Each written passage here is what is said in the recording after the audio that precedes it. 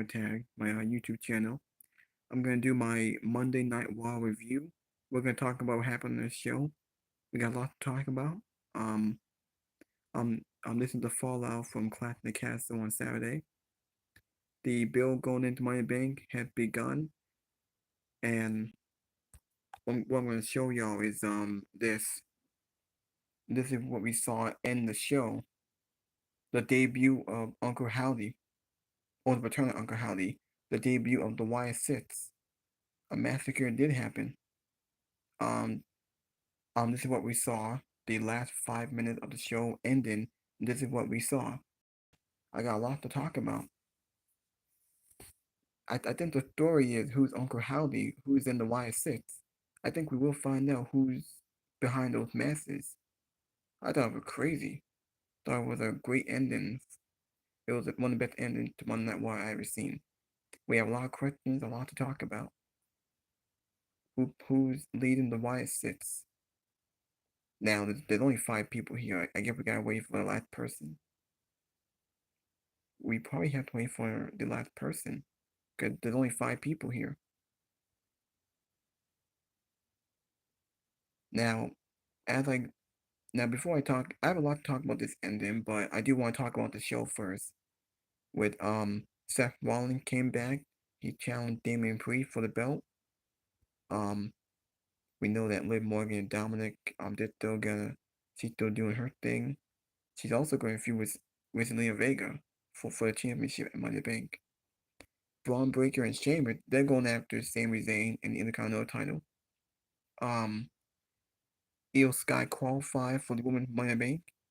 Jey Uso qualified for the Women's Money in the Bank. He won in the main event. He beat Rey Mysterio and Finn Balor. And after the match was over, that's when we got this. My video is gonna be like an hour and 30 minutes.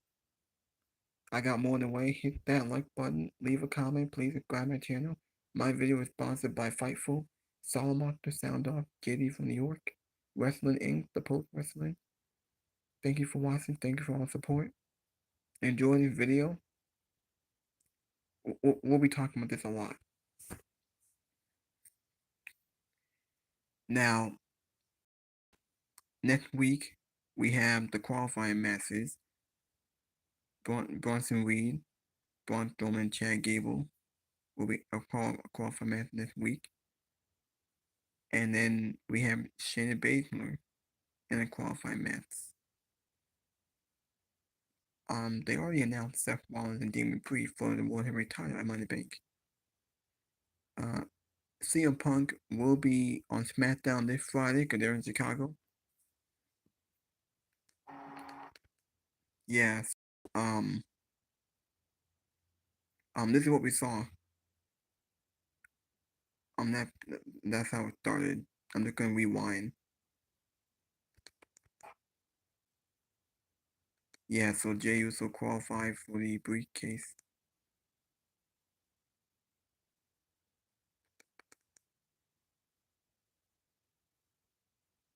So this is how it started with the door, and this is how it started.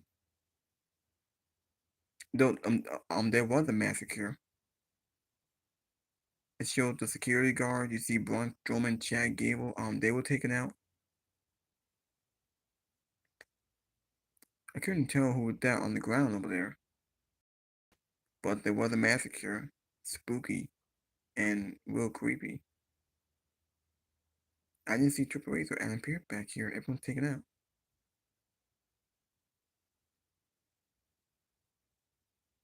What a way to introduce Uncle Howdy. He got a big pop, a big reaction.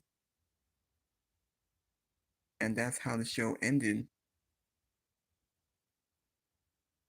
Now, what's interesting, there's only 5 people. There is only 5 people. Only 5 people is in the Y6. There's supposed to be 6 people. Is that gonna be Alexa Bliss, or is someone gonna be added like Dexter Loomis or Karen Cross or something?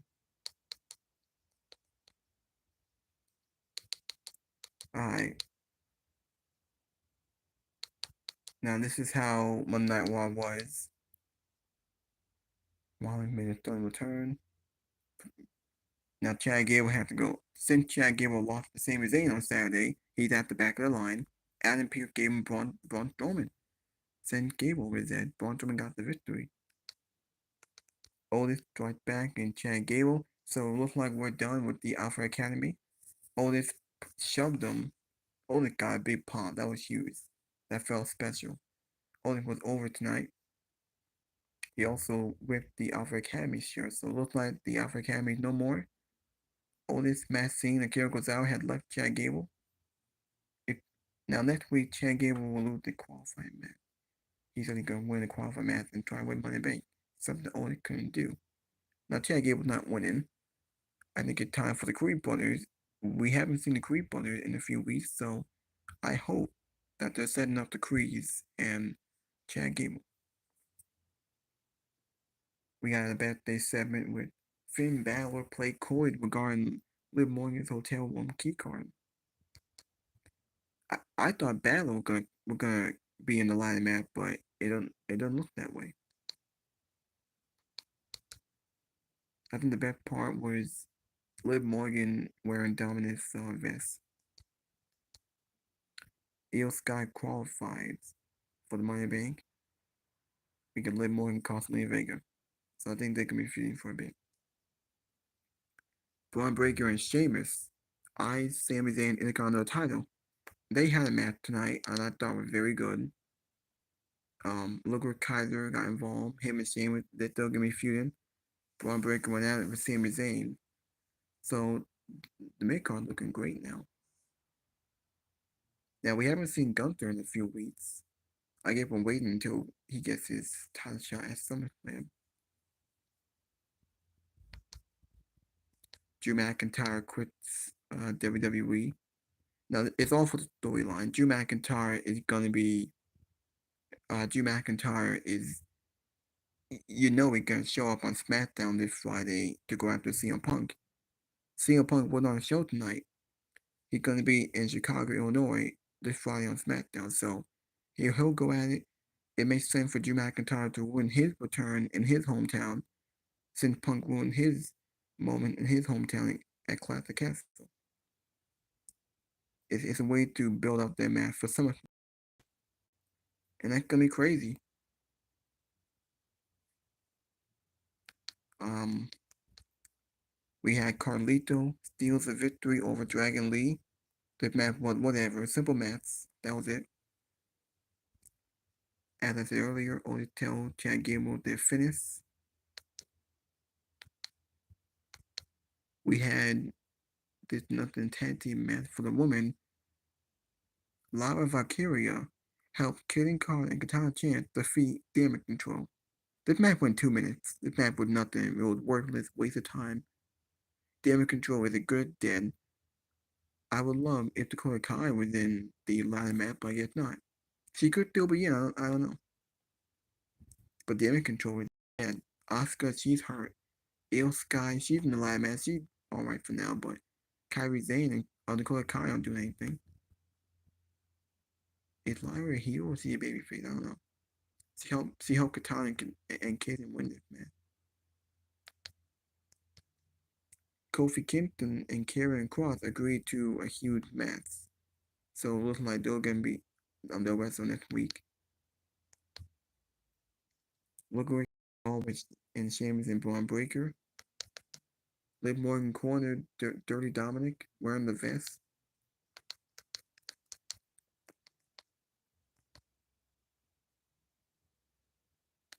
Alright.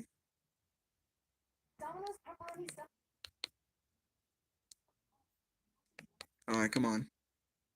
First person to say my shirt gets $100. Enough with the damn commercials, man. I hate the commercials. They actually introduced this one character that they keep sending away, this old lady who represents nostalgia. You know? They're like, no, not yet. Just stay over there. So they got like that's when you heard hit a certain date.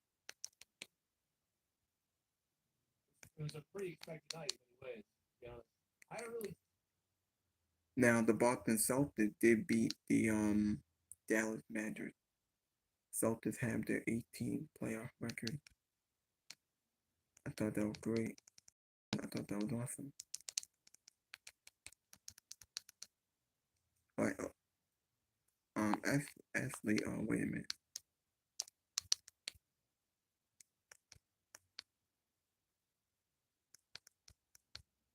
Celtics won the NBA championship. They won in Game 5.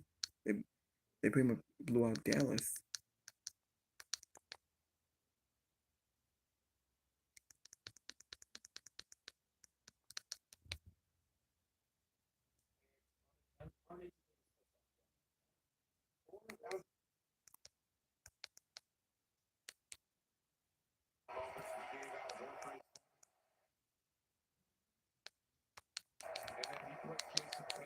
Now, Celtics did win. They dominated. They pretty much blew them out.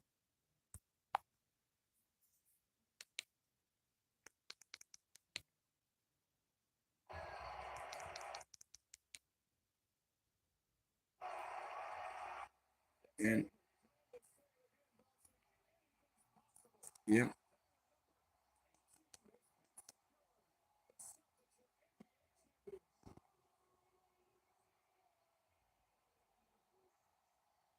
Celtics won their 18th championship. Taylor wins their first championship. Al Horford champion, Jaylen Brown. They won.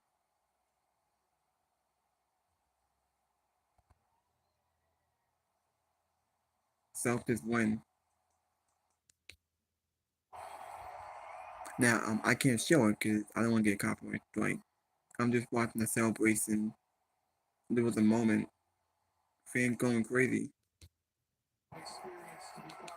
So Celtics now hold the record of most championships in NBA history. Celtics and the Lakers were tied with 17. Now this is their 18.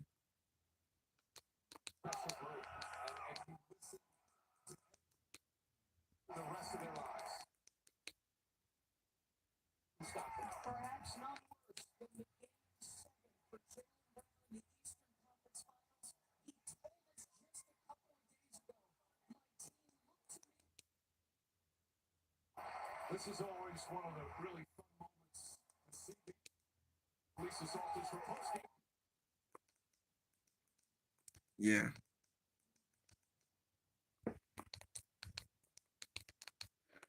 Um.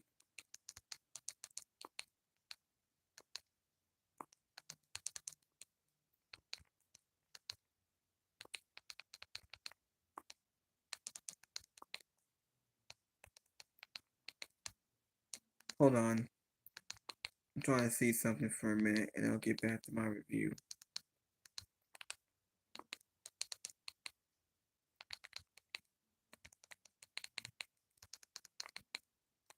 Oh wait, hold on. My bad. I didn't want to do that.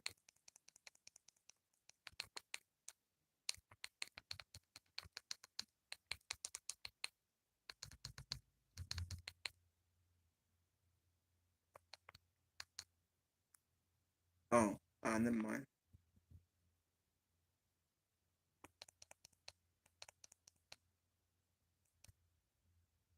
All right.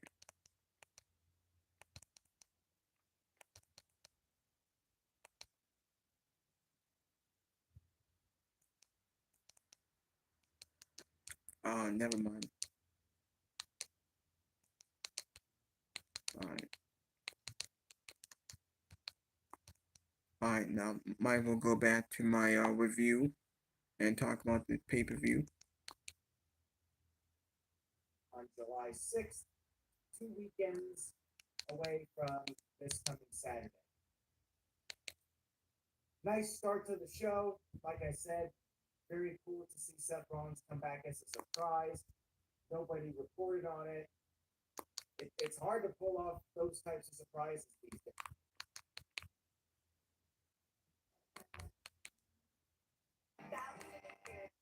All right, come on. Jesus Christ, man. I hate these damn commercials. Very sorry about that. Just want to show you guys the other podcasters. dream of, Lobo. The idea of a star this big going to different companies and having these kinds of dream matches. I want to throw something to you though about AJ Styles doing these matches. Not as fun. I see him going to Noah and having a great match. I see him going back. AJ Styles returned to New Japan. He needed it, and I feel like this was a really good way to come off of Clash of the Castle, heading into Money in the Bank, and I feel like so many of these shows are coming faster than ever. It's like Money in the Bank's here in like a couple of weeks, and then all of a sudden it's going to be SummerSlam. Like we already know two people that have matches at SummerSlam, and when you think about how long we're already looking, it feels like it's coming at you very fast. Bluetooth.com and the code Hey, but not too fast, bro. She wants to enjoy it too, bro. Well, the show kicked off with Seth Rollins making his return. I can tell you guys internally, this was just listed as a Damien Priest segment. This was not listed as a Seth Rollins segment or anything. Obviously, they didn't want to tip off us. But me specifically. But and then as a result, everybody else. We did have those plans up on FightfulSelect.com. Seth Rollins comes back. He is he's back full on because Damian Priest comes out. Damian Priest said that he wanted to cash in on Seth Rollins, which I mean I don't know about that one because he had like a billion opportunities to cash in on Seth Rollins and he didn't. He teased it a bunch of times. Yeah, they teased it a bunch of times, but I mean, I kind of like the approach of Priest. Damian Priest is not a coward in storyline at all. Like he's calling his shots very often, and he tells Seth Rollins, "No, I want to face you at Money in the Bank because I know there's some doubt. You went in, you lost that match. After you lost the match at WrestleMania, you faced The Rock at WrestleMania. Then you had to wrestle again. You had a banged up knee, and now it's fixed. So let's see who's the best here." And Seth Rollins couldn't believe it. Seth was like, "Oh, well, your guy's going to come out and jump me." He goes, "Nope, that's not happening." He's like, "I want you at Money in the Bank." And Seth Rollins goes, "Well, heck yeah." Now, normally, in many situations, with, I saw Piper Niven get a title shot where she hadn't won in forever. Alba and Isla when they lost last week. A lot of that happened on this most recent show. Seth Rollins is a little bit different. We're talking about WrestleMania main eventer who did have a torn up knee, did lose it at WrestleMania. How do you feel about Seth Rollins coming back, Damian Priest showing up and challenging him? Yeah, so there's a lot in here. First and foremost, I had mentioned that we already know two people that are going to be getting title shots come SummerSlam, and one of them is Gunther. And so one of the things that Damian Priest has been talking about nonstop, and one of the things that he mentioned in the press conference for Clash of the Castle, was how a lot of people are seeing him as a paper champion, as a transitional champion, and that has been a huge part of the conversation surrounding Damian Priest. And I have felt like they haven't made his reign feel that grand. So having Seth Rollins come out, having this confrontation with Damian Priest, and this leading to a match at Money in the Bank. At first, I was a little bit torn with this because I was thinking, damn, part of me wants to go with Seth Rollins because I do like Seth Rollins, but I also think, okay, we really just came off of that. We don't really need to see Seth Rollins as World Heavyweight Champion again. Instead, I want to see Damian Priest defeat Seth Rollins, especially because I'm already going into this expecting to see Gunther become World Heavyweight Champion at SummerSlam. And because I'm already expecting that, I kind of want to see Damian Priest carry this through past Money in the Bank going into SummerSlam as champion so that we could see Damian Priest and Gunther, because I wouldn't want it to be a situation where come Money in the Bank, all of a sudden Seth Rollins wins. And even though I do want to see Seth Rollins versus Gunther at SummerSlam, it would be a very quick turnaround. And then all of a sudden, because I want to see Gunther as champion, I wouldn't want to see Seth Rollins lose there at SummerSlam. Win at SummerSlam. So for that reason, I'm looking at this and I'm going, okay, this is a good thing. This is a good thing that they're using this to spice up Damian Priest's run as World Heavyweight Champion, because I think that they have really needed this. Of course, he had the big win this past weekend. That was great, but we all know that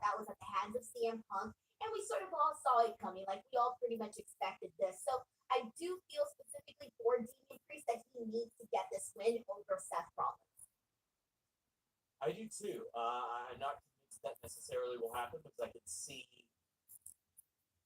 see him involved with something else at SummerSlam, especially if Judgment Day continues to disintegrate. I want to see who wins Money in the Bank, and also I think Seth Rollins versus Gunther for the world title could be something very big as well. But I think that Damian Priest has. I mean, I'm tired of people gaslighting me on the internet to make me think that Damian Priest isn't good or isn't a good champion. I think he's delivered. He's had really great matches. I buy him as a champion. His crowning moment was good. He had a memorable moment, albeit one that wasn't maybe intentional at Clash of the Castle. He's out there challenging people within his character. They made him this a badass character that is outright calling his shots. Like that's not something that we're used to seeing out of with a lot of heels in WWE. And he's saying, no, I want to bring the fight to you. I'm not running from this. That's what a champion should do in WWE. They should have that belief. Like, what does he think? Like, he's just not going to wrestle at Money in the Bank? No, he knows. I'm really glad. I agree and I disagree with you on that because I do see where people are coming from with that because while the moment was huge at WrestleMania, again, there wasn't really like any huge indicators besides him holding the briefcase that he had been set up to become World Heavyweight Champion. It felt more so like he became World. Pretty big indicator. Yeah, but come on, Sean. Like, let's be real. Like, they hadn't really built him up by himself. It was more so as an act. Just because you're Money in the Bank briefcase holder doesn't necessarily mean that you should be World Heavyweight Champion. So they had to set him up for that, and I didn't feel that the setup for that was that strong heading into the show. It felt more so like they made him World Heavyweight Champion in order just to keep continuing the story with Drew McIntyre and CM Punk, where it's like, okay, we're gonna have him become champion, but the bigger story here is really CM Punk and Drew McIntyre and furthering this. So then, okay, fast forward. I feel like the part that has been working, all the stuff that has been working for Damian has been strongest on the pay-per-views itself versus the week-to-week television. It has sort of felt a little flat, and I think that's where the problem lies and why a lot of people are like, what's going on here? This is why we're not feeling it yet because I do think that on the weekly television, you have to be presented as a lot more grander as a champion. And so for me, it's been good. It's been okay. It's been fine on the PLEs. But on the week-to-week television, I think that is where the presence of a big champion is sort of not coming to fruition on the weekly television. I think his work in Judgment Day properly prepared him for this because they were the most heavily featured act on WWE TV. He won Money in the Bank. He had a very memorable moment involved with a lot of the top talent. We're talking Seth Rollins, Drew McIntyre, CM Punk. But then what happened within the next few weeks? All those guys were off TV in certain ways because Drew was hurt a little bit too. But I think that he has taken firm control of Judgment Day. Again, that couldn't have been predicted either with Rhea's injury. But I think he's done a really good job. We've got some super chats and humper chats. What the Raven says is people have forgotten about the Orton-Gunther rematch. I think that was just suggested. It wasn't confirmed. Gunther could lose via Vinci screwing him. I don't think they're going to involve Vinci in the SummerSlam main event. No offense to him. Who earns the right to lose to Gunther at SummerSlam, Rollins or Priest? I mean, that's a big thing. Also, where the hell's Gunther been the last? He's been getting ready. Why does he have to show up? Shit, he's already got a match. That is fair. That is a fair point. Like, I mean, give him a few weeks off. Why not? I imagine him like freaking Drago from freaking Rocky IV, where he's just in the machines. You know, that's how I imagine him getting ready. That's an element of AEW that I'm glad WWE is sort of embracing a little bit more. Like, we don't have to see Gunther every single week leading up to Money in the Bank when he's already got a SummerSlam title shot. Jonathan Coronis just wanted to say, what's up, Denise and Sean? I'm still alive from that one party. What the hell did I just see? But good. So I'm going to Mexico this Thursday for the party. Oh my God, this guy. Partying all the time. This fella. Michael says, Raw has been great from top to bottom. Each segment bringing something different to the show. It's great to be a wrestler. Tonight had a lot of stuff happening to it, or with it. And what Denise is, they could have punted because it's the NBA Finals right now. And during a previous regime, I feel like they would have punted. But I do like that this group say, you know what, we're not going to do that. We're going to give it our best shot. We're going to put on some very important stuff, even though the Boston Celtics are going to win the NBA championship. K775 said that one. Yana says, getting to fall in love with the World Heavyweight Championship. The feuds are cooking and it's only going to get better. I know it's not the WWE title, but I hope it can reach the importance it once had in the early 2000s. Denise, so technically it's not connected to those. I posted a thing on Twitter the other day. I wish WWE would connect this with the previous title and the WCW title. I wish they'd connect their old tag team titles. I wish New Japan would connect their world titles again. Would you want to see that? Would you want to see the World Heavyweight title, the current one, carry the lineage of the former title? I mean, it's got the same name. Yes, only because for me it gets too complicated where it's like, oh, this one's broken up from this lineage from that. I don't remember all that stuff, bro. You're gonna have to write it down and send it to me in a Google Doc because I don't remember all of this. So yes, I do prefer it to be streamlined. Make it easy for us simple folk. Jonathan Corona says Rollins and Gunther was teased before Mania 40. We might be getting the match for SummerSlam for the World Heavyweight title of Seth Rollins beats Damien. I mean, that could be something where, I mean, Gunther did straight up. He would get out and get into Seth Rollins' face and he can be like, you know, it was supposed to be us and it didn't happen. Now it's going to happen. What would you rather see at SummerSlam? Seth and Gunther or Damien and Gunther? That's tough because I would really like to see Gunther and Damien have like sort of a big man match where Damien's got to do some high flying stuff because he's got that ability. I think the story is leading to believe it's going to be Rollins and Gunther because I think something drastic will happen with Judgment Day to take Damian Priest's attention over there. That's what I'm thinking. Oh man, I'm going the other way, man. Even though I think that the Seth Rollins match with Gunther would probably be more my style, I have a feeling it's going to be the other direction with Damien and Gunther.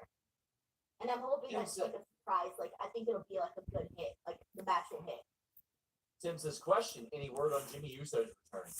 Fightful Select reported recently that he was injured, and it was injured enough to keep him out of the draft. Usually that means they're going to be out for quite a bit, but I'll work on what I can. Jonathan Corona says, Sean, question to ask you. Any info on WWE Puerto Rico and Mexico and WWE creating partnerships with them? Is what Lucha Libre Online saying true? What are your guys' thoughts on it? Well, I mean, listen, they have been open to working with GC. All right.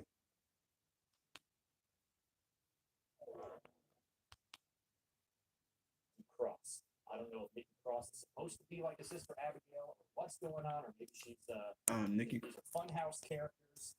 I guess that's what's happening here. Let me know if there's anything I missed because I didn't walk or I didn't rewind and watch this again. I was just getting ready for the stream. So Nikki. if I'm missing anybody or there's an extra person I did not see, I know a lot of fans were expecting maybe Alexa Bliss to be a part of this, but we've also heard Nikki Cross's name mentioned a bunch as well, and that definitely appears to be her. So let me know if I'm missing any names there. But yeah, looks to be Eric Rowan, Dexter Loomis, Bo Dallas, Nikki Cross, I think Joe Gacy.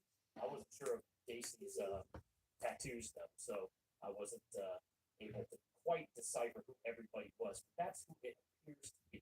And since this didn't look like it only was 5 of them, I don't know if they're going to do the Wyatt 6 or if there's even a 6th or if that name is just not going to happen. It's going to be the Wyatt 5 or we're going to get a 6th member later, or maybe the 6th member is the spirit of Bray Wyatt. That's possible. We don't know. But overall, I thought it was a really cool reveal. Don't know what this is going to mean and how this is going to translate into the ring and how they're going to make wrestling storylines out of this. Now that it does look like it's trending more in the horror category than supernatural, but I don't know if all these wrestlers, because I had a hard time seeing on the screens. You guys can let me know all the bodies that we saw on the floor. It looked like a combination of wrestlers. The only wrestler I recognized was Chad Gable. Did we see like Braun Breaker and shit laying down too? Like, did they get everybody? So if there's a whole bunch of wrestlers laid out and security guards, it looked like there were some dudes in black t-shirts and stuff. I couldn't tell who anybody was to see. So if these people were all decimated, Like, that 3 hours absolutely sailed by. So many different things going on, man. So many different stories going on.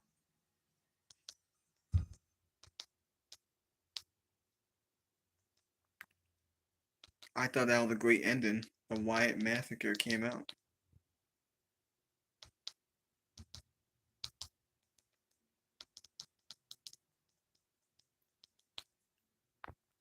U.S. mainland throughout the majority of the year. Then in the fall months, they had more that were in the U.S. Well, I mean, I know one thing. That would be a very big show for Cody Rhodes because, as you and I know, as he traveled there, or that's where he lives. That's he's got a good foothold there. But Bad Blood, Denise, do you think they'll do it? Do you think? Sure, I'm here for it. Do you think they'll do it? No. I don't think know. they'll get I don't Taylor know. Swift song. I don't know. I don't know. I don't think so because she's very expensive. But Kanye West showed up at Wangmania this week, Denise. Yeah, I'm not talking about that and giving that guy any thoughts. He's a piece Yeah, of I don't want to either. I'm just talking about. oh, Triple H got taken out. What did you guys see? Somebody said Strowman was laid out in the back. What other wrestlers did you see laid out? One of the bodies was Gunther? For real? I don't know. See, I got to go back and watch. All right, new one. Vontae's watching it. Looked like Braun Strowman laying there before they opened the curtain. Strowman could be.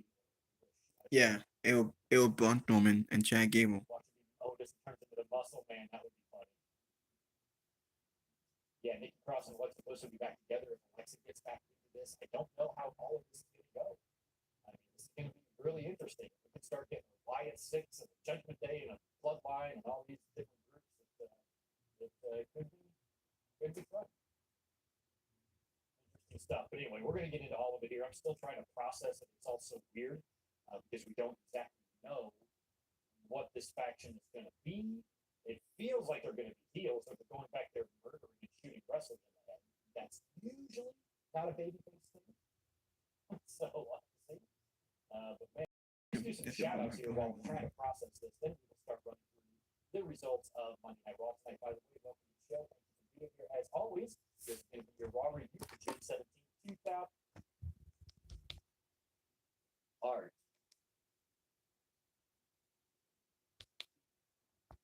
Early on FightSelect.com for subscribers. He said he was initially like resistant to bringing back that theme because he wanted to move forward instead of back, but he's glad. I like that song. Got Apex Caliber saying, Bo Dallas through Seth Rollins giving Priest the win. Oh, I'll tell you one thing I don't want to grudge up. Anything Wyatt and Rollins related. In fact, I might be convinced that this Wyatt family should never interact with Seth Rollins at any point in the history of time ever. I don't want to bring that back up. Oh my God, just miserable. And Denise is having PTSD flashbacks right now. Just sitting there in a room with Matt Camp and Sean Waltman, like the helicopters from Vietnam. Girl, I had forgotten about PTSD. I was like, what?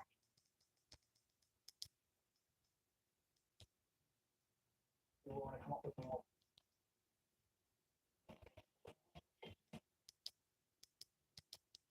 Alright. This is Argo. The White Six are officially here, and we're going to talk about it right here on the Echo Show. Between supernatural and all of these different things, and I swear, if I'm just being completely honest with you guys, this was probably one of the greatest reveals that WWE has ever done. Maybe even in pro wrestling. I'm not saying that because I'm a fan of WWE or I'm a fan of something or whatever, but like to follow in the footsteps of Bray Wyatt after he tragically passed away, it's not easy. and it's a very hard thing to work around. But I swear, I watched this in complete awe. So Jey Uso wins the Money in the Bank qualifying match, celebrates with the crowd, the lights all shut up, typical style. You get Nikki Cross walking through the door. She's crawling. She's got a mask, and it's incredibly crazy design. And she walks up to the lamp. The camera pans to the left of the door and goes backstage, and everybody's laid out. It doesn't matter who. As you go backstage, they're all laid out. And holy shit. I guess I just didn't expect something of this magnitude.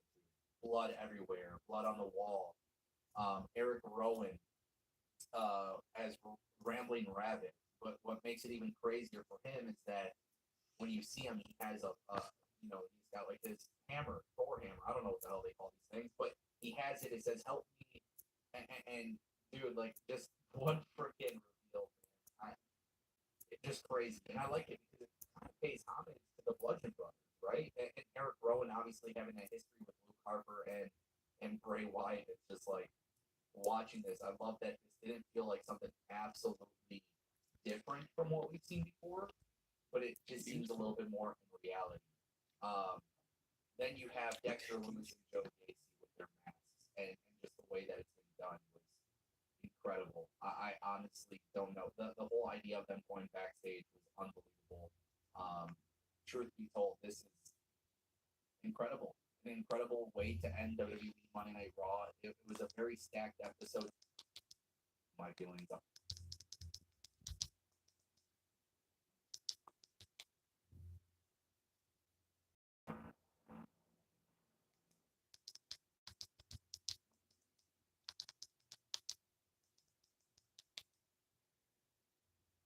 You can tell by the body movement, and you guys can tell by the face, even under the mask and the makeup.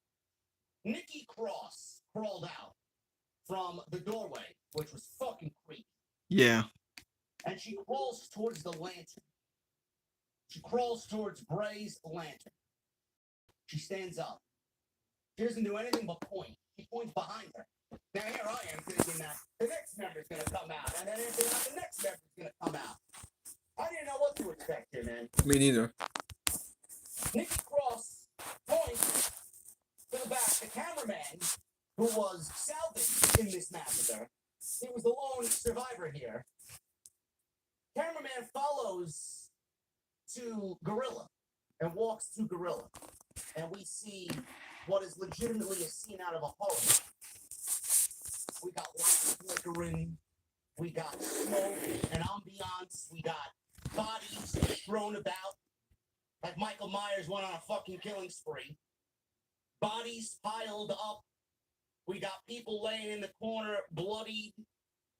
The gorilla position was completely destroyed. All of a sudden, we see a figure sitting on one of the production crates in Gorilla.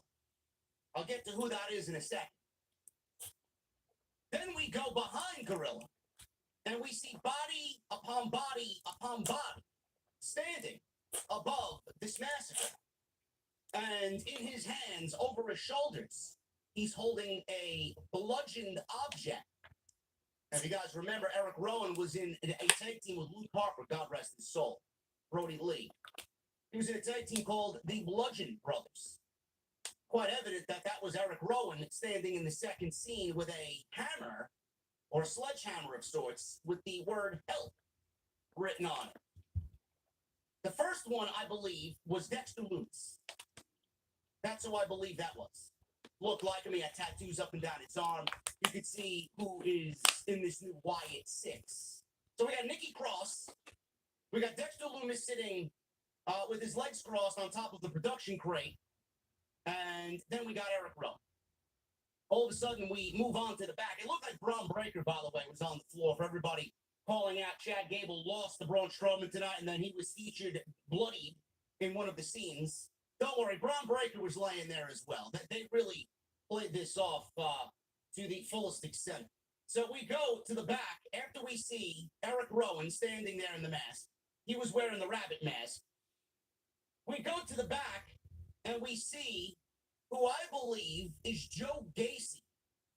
Now, it could be somebody else, but the rumor was Joe Gacy's going to be a part of the Wyatt family and the rebranding of the Wyatt family. I do believe that's Joe Gacy. So he was standing there, and he was in his mask and his outfit, and bodies strewn about, and all of a sudden we see in the light. This was fucking perfect. In the light, standing behind Joe Gacy, what is believed to be Joe Gacy, you see Bo Dallas. You see him donning the Uncle Howdy outfit. And Uncle Howdy, let me tell you something, man. I was a fan of what The Fiend looked like.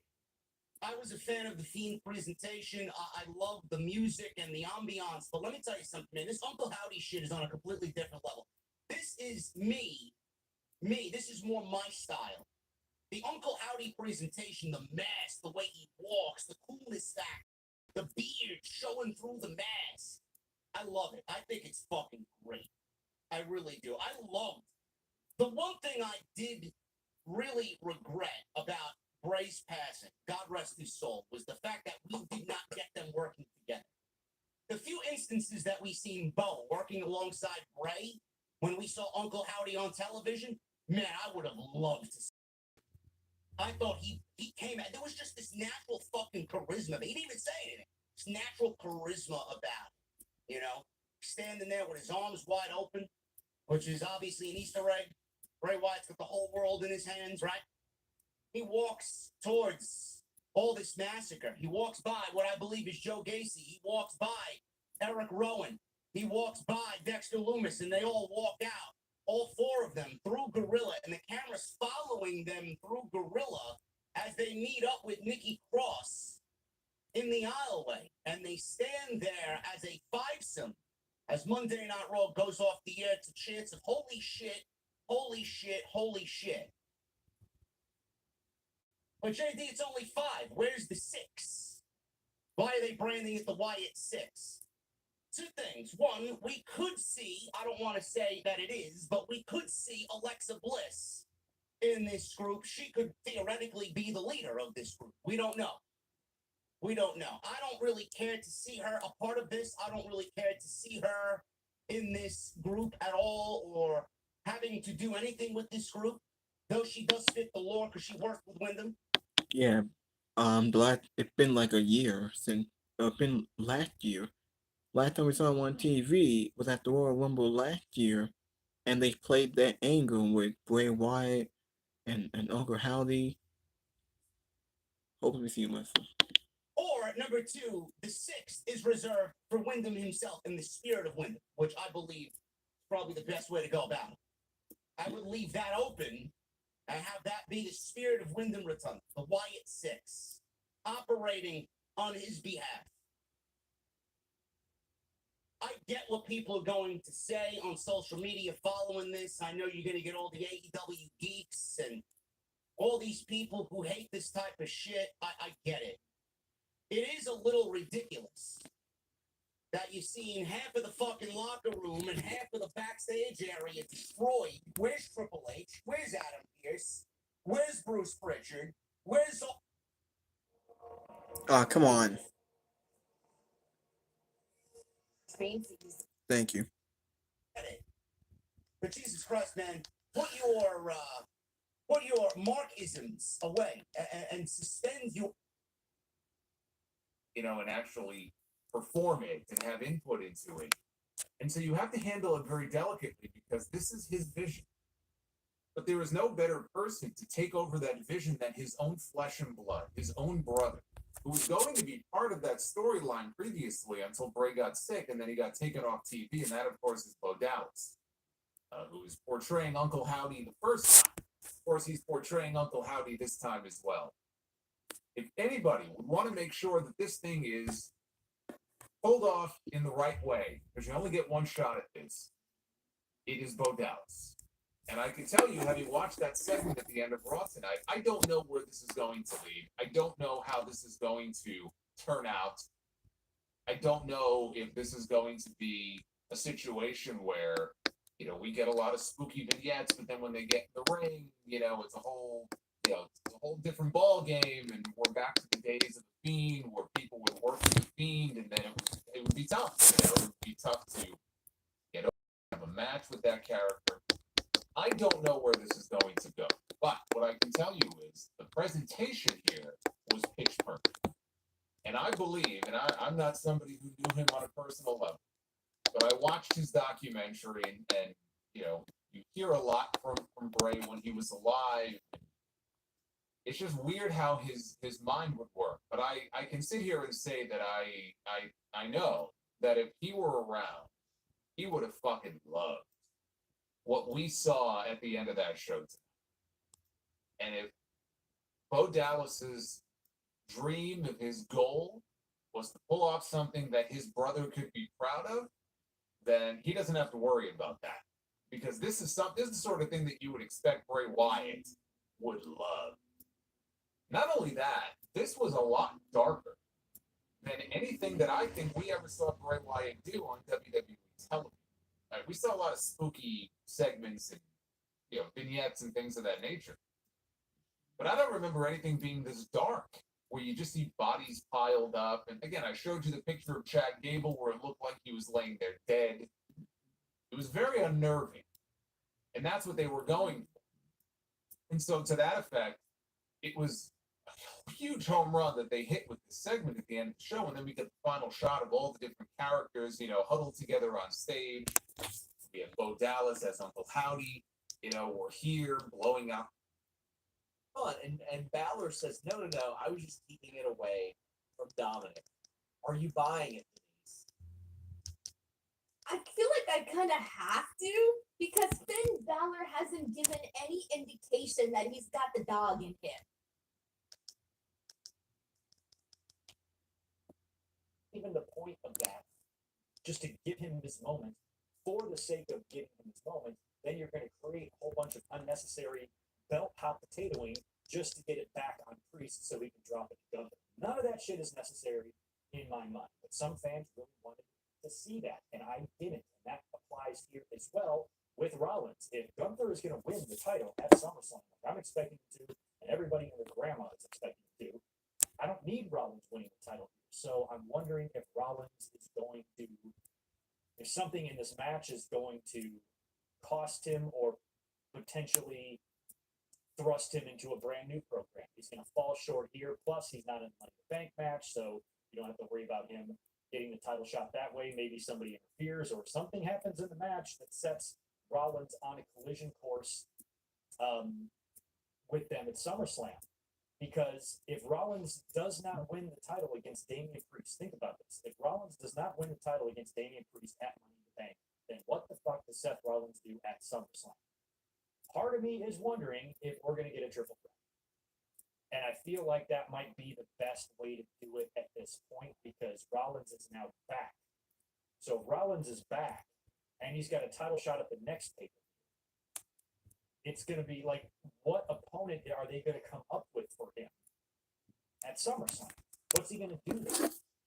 Everybody out there right now not thinking about?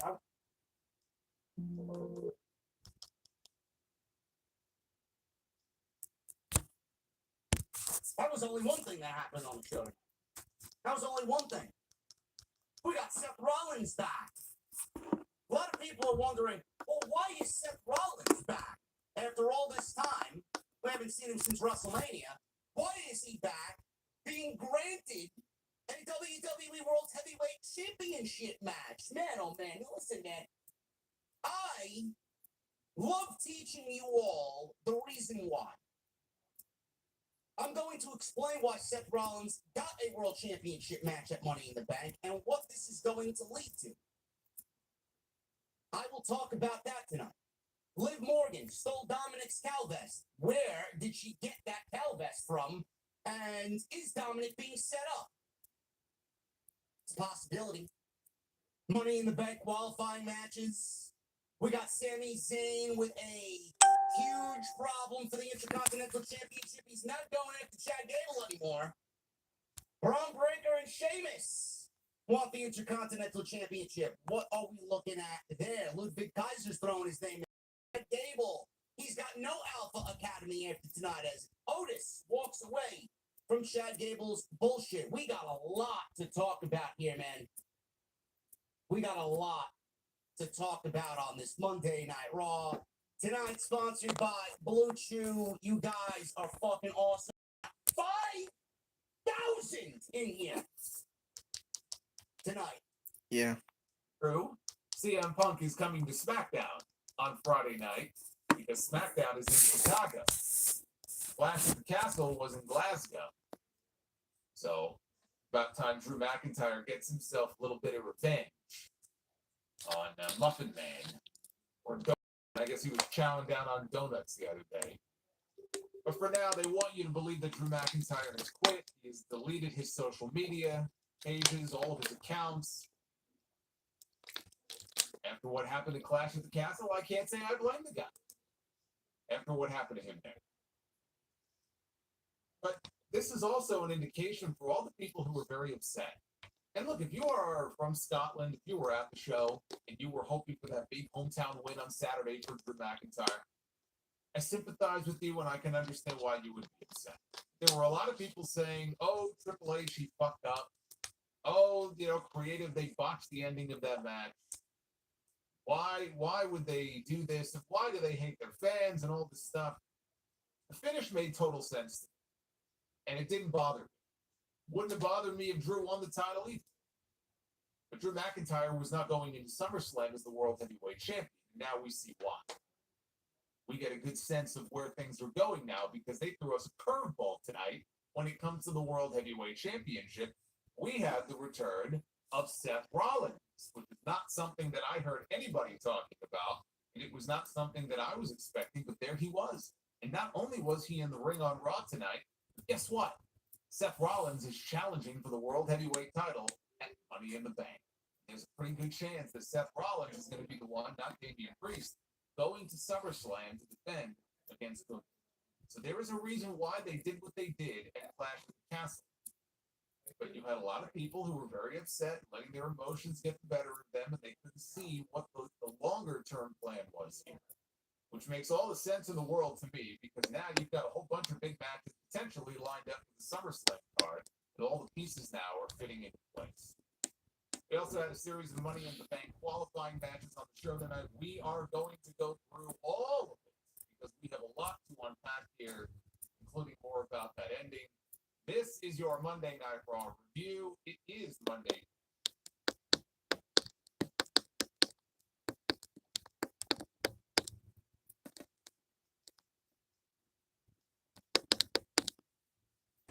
But Matt spoke with his son.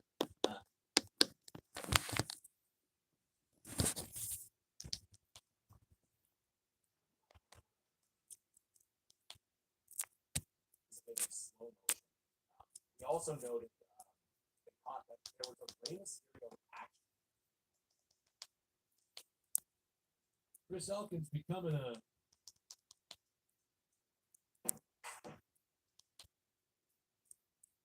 Ryback or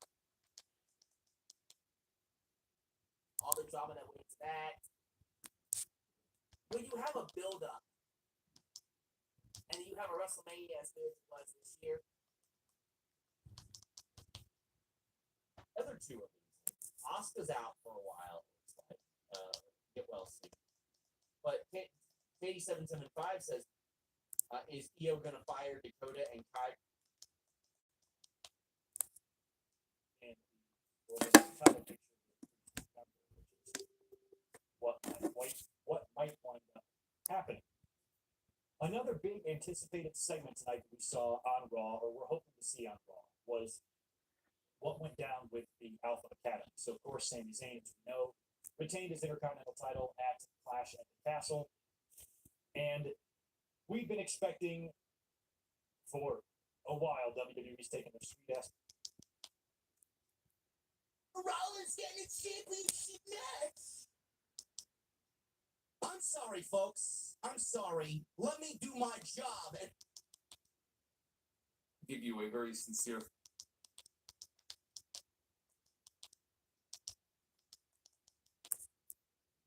Saturday in Scotland. And so I kind of was of the assumption that tonight would be the payoff. Tonight would be the official split because we know what's probably going to result here is Alpha Academy splitting and then Gable hopefully forming that new faction with Creeds, the Gable stable, all wearing Kurt Angle, Team Angle jumpsuits, and they're all probably going to win championships as well, which is why I think R-Truth and Miz are still holding on to the pizza belts because they're going to be passing them to Creeds. So they still are taking their time. Triple H just loves to tease. He's building this up before we blow the world's fucking biggest nut here. And tonight was kind of a different. They recapped everything that happened at Clash of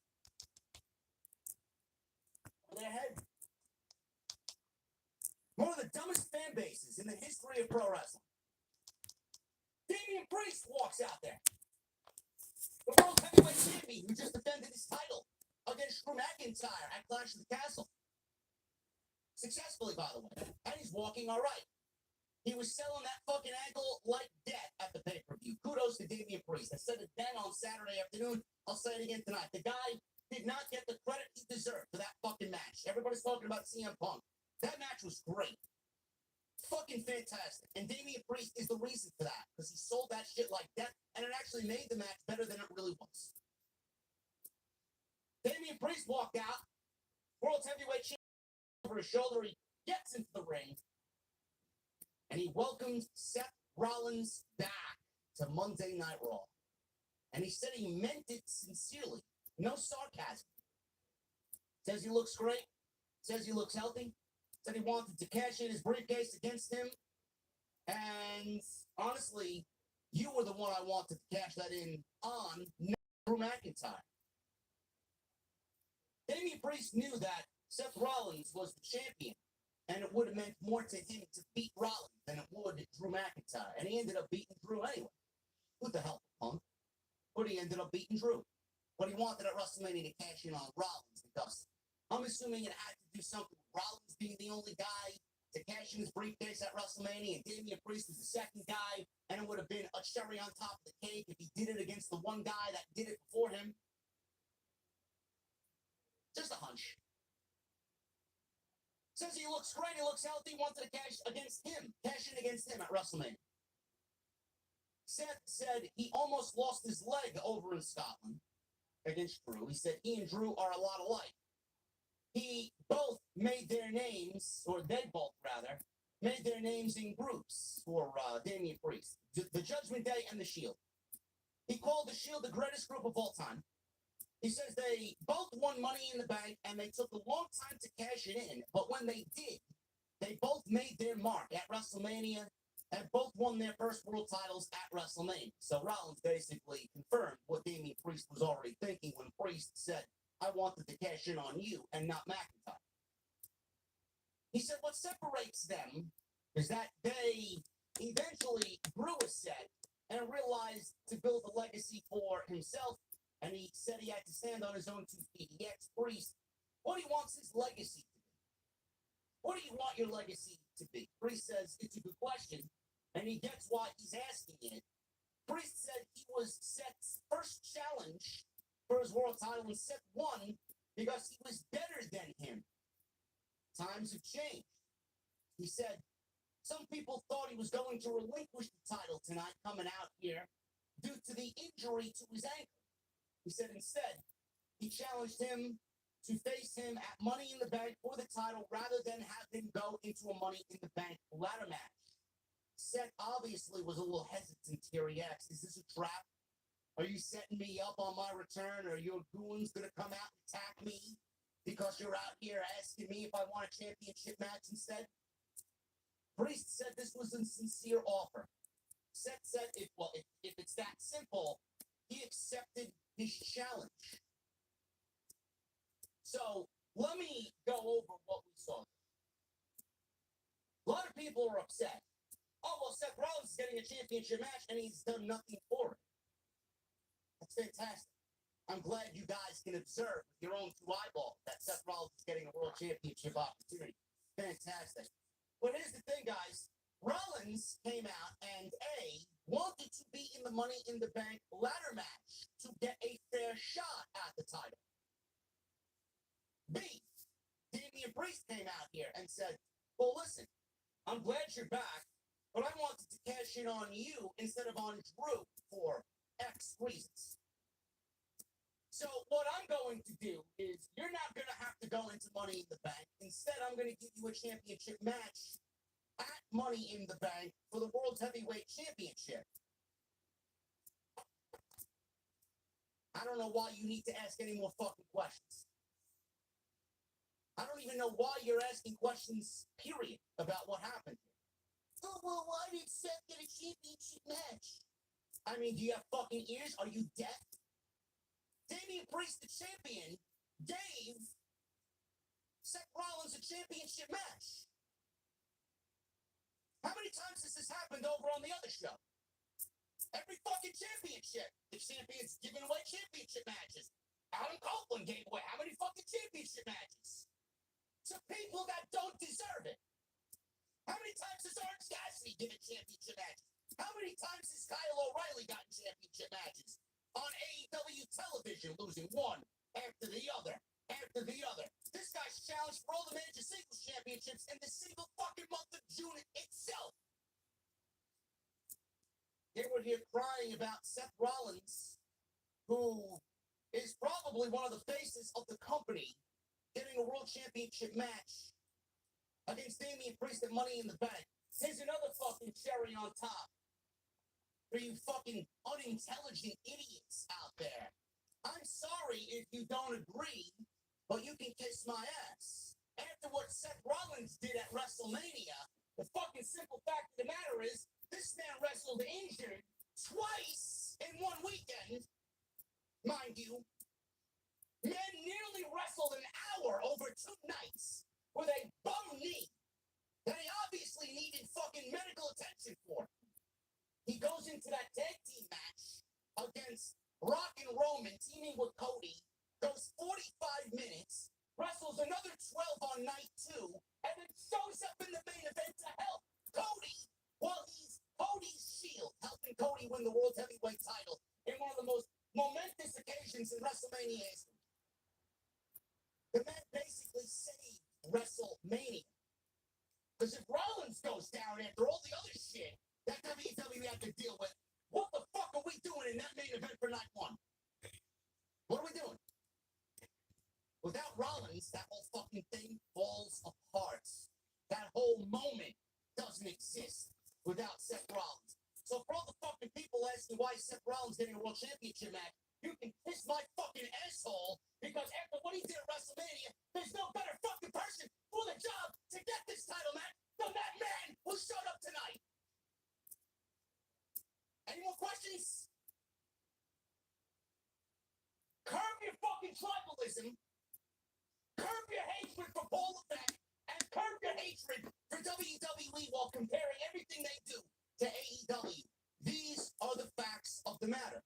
And if you don't like it, go watch Tony Khan's book, week-to-week television that doesn't make any fucking sense on a show that has zero excitement surrounding it going into their biggest show this summer. I don't know what else I need to tell you guys. They laid it out for you, word for word. Rollins didn't get a championship match because he was handed it like fucking Kyle O'Reilly. He wanted a Money in the Bank opportunity. Damian Priest comes out and is a fighting champion. Hey, man, I wanted to cash in on you. Here's my gift to you upon return. A match. Great. Great. Here's another question for you. Who exactly is Damian Priest defending the World Championship against that Money in the Bank if it's not Seth Rollins? Who is it? Anybody got any good replacements there? I thought it was gonna be Braun Strowman, but I guess not. Braun Strowman beat Chad Gable tonight, and next week he's in a qualifying match with Chad Gable and Bronson Reed. Now, Braun Strowman have been wrestling the Judgment Day for a couple of weeks now, so I thought it would make sense if he faces Damian Priest. They did tease it, but I guess not. Gonna be simple. Anybody got any solid choices there? Who we get? McIntyre got fucked. Punk isn't ready. Gunther is getting a championship match at SummerSlam. Who exactly is getting a world championship match against Damian Priest at the pay-per-view? Because you know that there's got to be at least one world title on the line, because it looks like by what we've seen in Money in the Bank or at Clash of the Castle going into Money in the Bank that Cody won't be defending his World Championship at Money in the Bank. So Damian Priest has to step up to the plate. And we don't know what Rollins' recovery process was. We don't know if WWE wanted to keep Rollins out for a longer period of time. We don't know if he's ready to go. The fact of the matter is the man is back since he was out for what? April, May, June. June 18th, the guy was out for 2 months.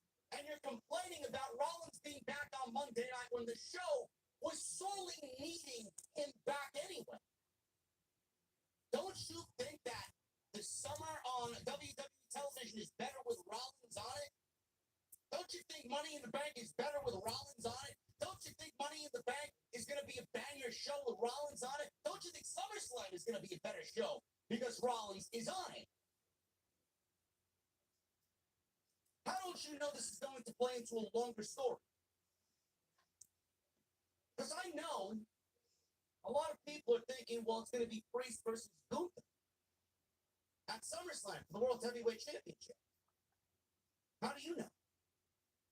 What if WWE has another championship match in mind? What if they do Seth Rollins winning the World Championship back at Money in the Bank and Seth Rollins goes into a match with Gunther one-on-one? Boy, oh boy, does that change SummerSlam drastically. Gunther and Seth Rollins for the World Heavyweight Championship. Cody Rhodes versus Randy Orton for the WWE Championship. CM Punk versus Seth Rollins. CM Punk versus Drew McIntyre for the grudge match that they have going on. Man, oh man, if you're looking at that three-headed beast for SummerSlam, Cody versus Randy, Seth versus Gunther, and Punk versus McIntyre. I don't know, man. Are you going to go out there and complain that Triple H only books 5 matches for a fucking pay-per-view, or are you going to shut your mouth and fucking enjoy what could be an all-time SummerSlam? I don't know, man. I'm just thinking ahead. I'm thinking out loud.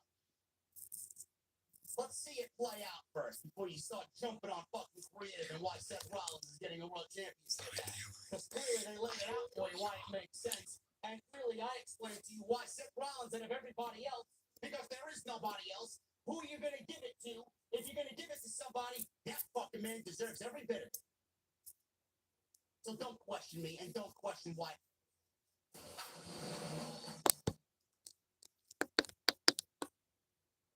Don't miss me out.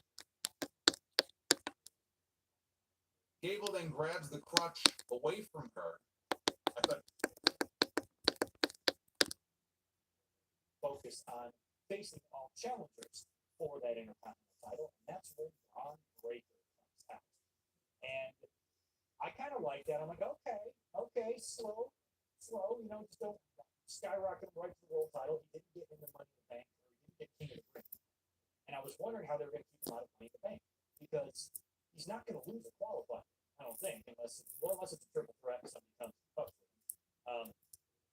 So maybe putting him in an Intercontinental title match instead. Now, when I think of Sami Zayn and Braun Breaker, I would actually prefer this match to be at SummerSlam, to be honest.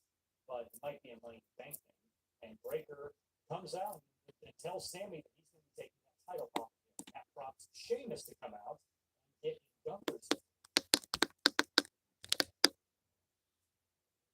I was able to ask a couple questions. I was like, listen, how will the supernatural stuff work out? And they said, it won't. It's not supernatural, what they said.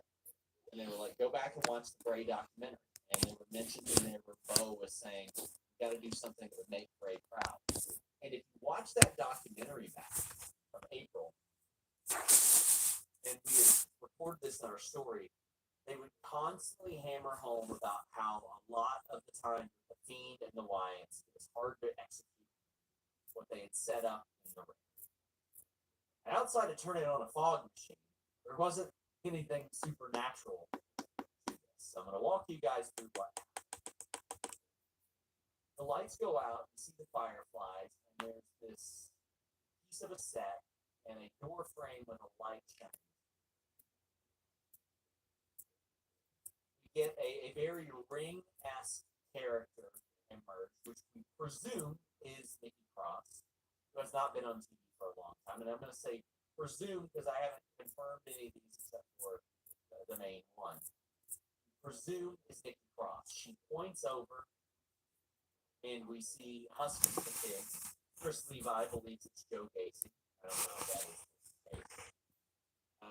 And then that leads to the gorilla position, where we see Ramblin' Rabbit point in, and Chris Levi believes that's Eric Roman.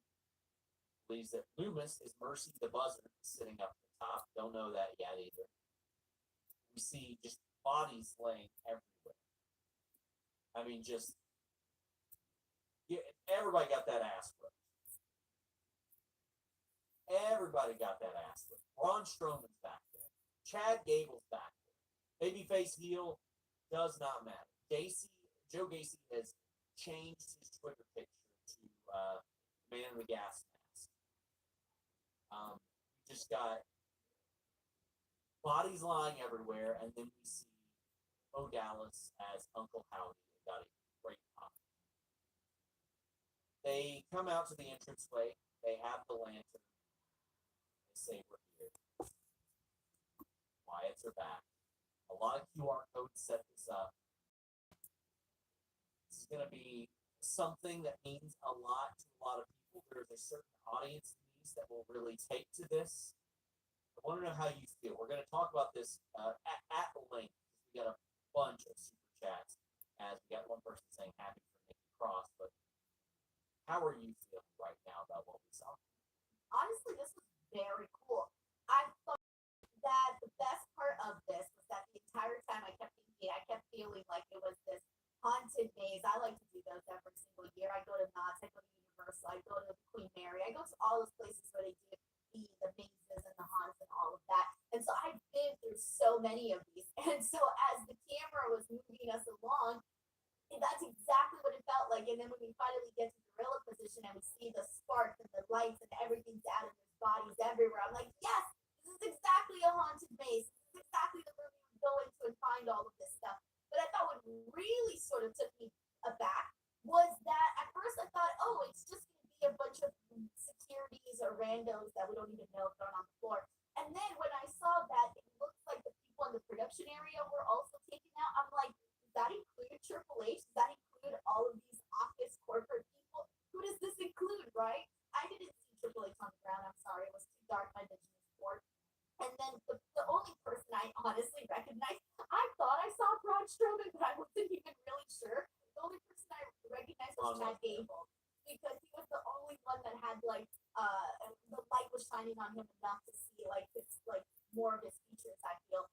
And so that was really the only one that I actually spotted. But that kind of surprised me too, and it made me think, oh damn, if they just did all of this, now I kind of feel even, I hate to say this, but now I feel like I have even more less interest in the bloodline, because the bloodline, the big bloodline, are supposed to be the madmen that were taking out all these people. They were supposed to be super dangerous, but now you have this other group, this other faction that's coming out here and doing all of this stuff, and so now they're the most dangerous faction.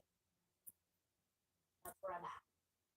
Oh man, there's a lot to talk about here. Jonathan Corona says, Sean and Denise, let's say you were to add 4 people to the new Bo Dallas group.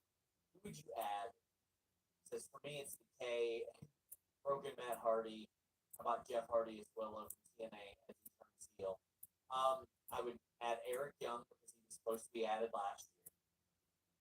Alexa Bliss. At some point, Braun Strowman, and then I would consider somebody else from Bray Wyatt's past. I don't know if Broken Matt, maybe Broken Matt would fit down the line. Right now, he would. Those are the ones that I would pick. I would pick people that are connected to Bray Wyatt or that were originally planned for it. Is there anybody out like that you would consider anything like that? Yeah, I don't think they're gonna. I mean, the first person that popped into my head from like NXT was Tatum Paxley, just because she's got the whole dark gothic vibe thing. She was really the first person that popped into my head. So yeah, that's really kind of it. Vic says, finishing my birthday with you guys. Well, happy birthday, Vic!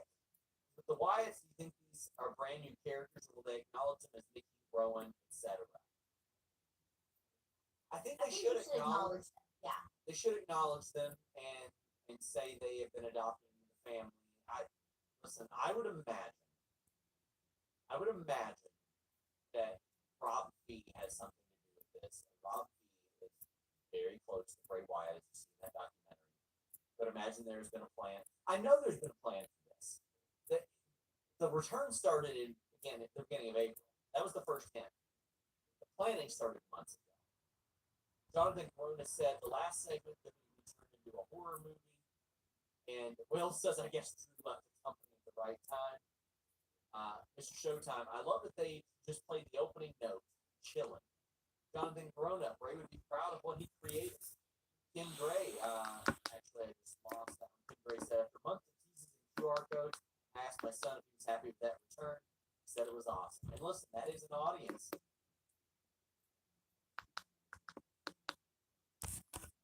First person to say my shirt.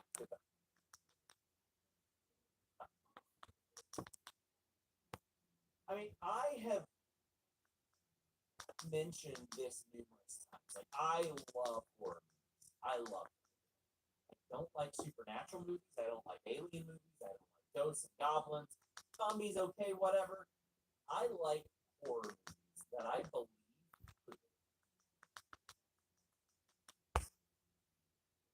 challenges McIntyre to SummerSlam, boom, they're off and running. So that would be an excellent way to get that match set. And then once you're in the match, that's when you execute the double turn. I just don't know if Drew McIntyre. So we should be getting those torn. We're going to be getting a whole bunch of qualifying matches on all of our wrestling shows here in these next few weeks. Io knocked Kiana off the apron and hit her with a springboard moonsault.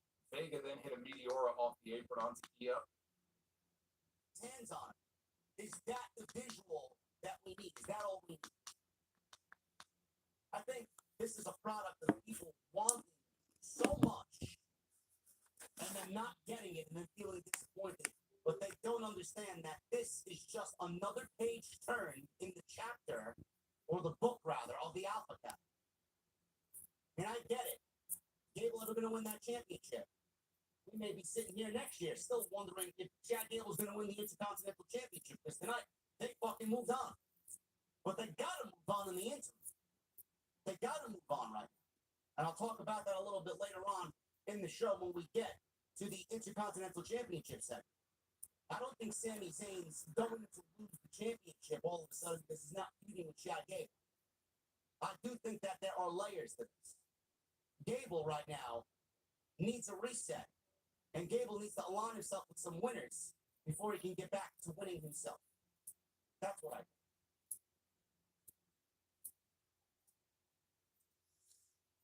Judgment Day is in the back. They are in their clubhouse. Carlito and J.D. McFlurry are backstage. They were discussing the rules of darts. I don't know what it is with these guys in darts. They're professional dart pros. Balor says they need to derail Braun Strowman as soon as possible. Priest walked in. Balor says he has his back against Seth Rollins. It's great. Priest says he'll talk to him later about that. He asked Balor why. Big question in the room, big elephant in the room. Came out right and said it. Why did you take Liv Morgan's key card last week? Now, they were showing highlights. Pat McAfee did the whole fucking play-by-play commentary thing, doing the whole analysis of who took the key card. And I'm sitting there, I'm like, if they don't address this fucking key card after it's blasted all over fucking television, it's going to be a little ridiculous. So thank God Damian Priest mentioned something about the key card because it was all over television. Pat McAfee had a whole fucking segment on it. So, he asked Balor why he took Liv Morgan's key card. Side note, I don't know why anybody's worried about the fucking key card this week because it's not the same key card as last week, but we are wondering if Balor did anything with the key card last week. We don't know. He said he took it to protect Dominic and it's in the trash. I don't know why it would be anywhere else because it's not usable today like it was last week. Priest says he's been acting a little strange lately and that's why he's questioning. He asked where his head is at regarding Money in the Bank. Balor said, if I win it, I'm cashing in to become champion. So there was a little pause. Damian Priest didn't know who he was talking about. And then after a brief pause, he said, on Cody. I'm going to cash it on Cody. Then he broke into laughter, and the tension was broke in this segment. It was a little tense between Priest and Balor. I think that's a foreshadowing of what's to come. So in the background, you see Dominic Mysterio sitting on the Judgment Day couch in the clubhouse. He's frantically looking for something. He's digging in his bag. He's looking behind the couch. And then they see him fucking just uncomfortable there. Everybody's like, what the fuck are you looking for? What are you looking for? He says he can't find his cow vest, his purple cow vest. Now, I don't know what the fucking cow vest looks like. I'm thinking he's for sure, but I'm reading Gunther and Carmelo as well. Not 100% on that, but wow. Amazing. Chills. Great looking down, smiling. Cheers. So, I don't think Carmelo was. I don't know why he would be. Don't know why he would even be there. But based on what we see, Triple H, Chad Gable, Bruce Pritchard, and some more producers. A So you little could rough actually see these people on there? Listen, I'm just taking what we got on the notes from our producer right now. Oh, I'm gonna have to start Bruce wearing my glasses. Adam Pearce, Kenny Dykstra, Shane Helms, TJ Wilson, Pete Williams, Bobby Roode laid out. I'll work on confirming those for sure. Ramblin' Rabbit and Blue Chew wielding strong hammers. Well, listen, if you're it, I'm not gonna go there about something that died and bringing it back. But Blue Chew main event performance opportunity to try and get that covered spot. Only one of these ladies is going to be able to qualify. 6 spots in total. I wonder if WWE is going to do the same thing like they've done in years prior, where we'll get a couple of matches, and then one of these triple threat matches will be a losers qualifying match. We'll take all the losers from these qualifying matches and then put them in one triple threat to give somebody a last chance. Maybe. We'll see. I didn't really like that, but I wonder if WWE's going to go and repeat that from years prior. This actually wasn't that bad. I thought this was better than anticipated, quite honestly. Io's great. Selena looked really good tonight. Kiana James, the jury is still out on Kiana James. I mean, nobody really knows who she is. She gets 0 reaction. So we start the match, we go right through commercial break, as always. Io made her for a clean. Sheamus said he gets it. He's cocky. He's the new hot kid in WWE. See Otis with a big enough heart being like, yeah, I don't like the way that he treated us, but I feel like if we wouldn't have left him. Yeah, but then that's like going, that's backtracking. I don't want to It say that. is. That's the Lord. he's such a good guy. He's got guilt over it. Yes. I'd have been like, sorry, sayonara. Bye. Get your super chats, get your humper chats in. Would be greatly appreciated. Lord Blake says, Wyatt, when you forget Seth return. It was a phenomenal. What the chance Wyatts don't actually wrestle anytime soon. I want them to be pure chaos. Getting in the ring hurts that door. I wouldn't expect to see them wrestle. But they eventually have to. I'm wondering if we're supposed to know who's under the mask for Wyatt 6. Obviously, some fans will know, but the general audience will know. That is interesting because I would like them to sort of be rechristened, rebirth as these people. I feel like that would be good to do. But Denise, do you think they should be? Oh, I know. They can cross over to TNA, go into the lake of reincarnation. Like, we're saying it's not out of the realm of possibility anymore. We have a Unfortunately, partnership. it's not. And the freaking Broken Hardy stuff is back. We could go into the lake of reincarnation.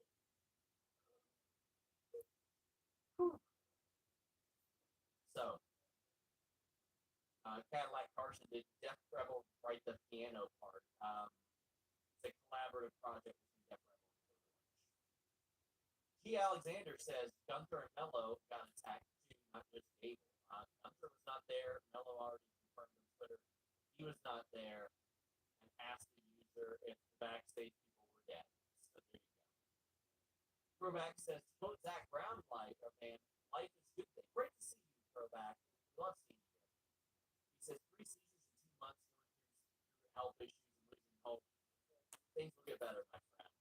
Celtics is a chance for you. So you got that one. You got that one.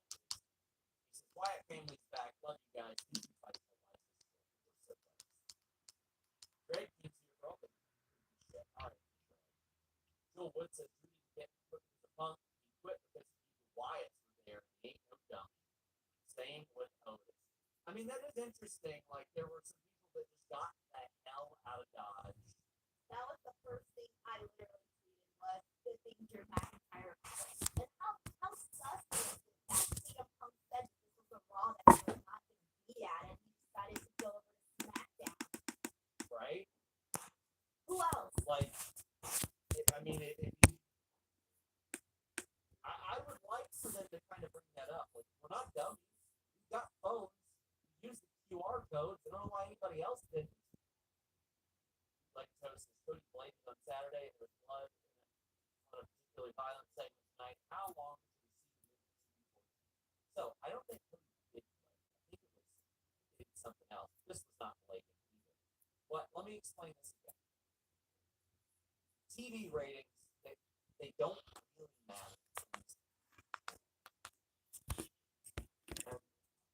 And even I was thinking, let's just get some money in the bank, right? You can run it back one more time at Money in the Bank, and you have him beat him for the championship in Canada. Oh, the heat that it would get, right? You put the Creeds with him. He lost clean on Saturday, and they're moving on. And now Chad Gable is talking about being in Money in the Bank. First of all, he has to qualify to be in Money in the Bank, and he's going to be in a match next week, a threat match, where he's going to attempt to qualify against Braun Strowman and Bronson Reed. My guess is he will qualify, although I don't know why I'm even saying that, based on his fucking track record, but I think he'll get the win next week. Call me crazy. But he's going to win Money in the Bank and do what? Challenge for the World Heavyweight Championship? What are you fucking kidding me? This guy had 5 matches for the Intercontinental Championship. He got beat every single fucking time. Now we're supposed to believe that he's going to go in there and win Money in the Bank and cash in and become World Heavyweight Champion. If by chance he wins Money in the Bank, he has to qualify for us, but if he does, the chances of him winning Money in the Bank are slim to begin with. But even if he wins, you honestly believe he'll have a successful cash in for the World Heavyweight Championship or the WWE Championship?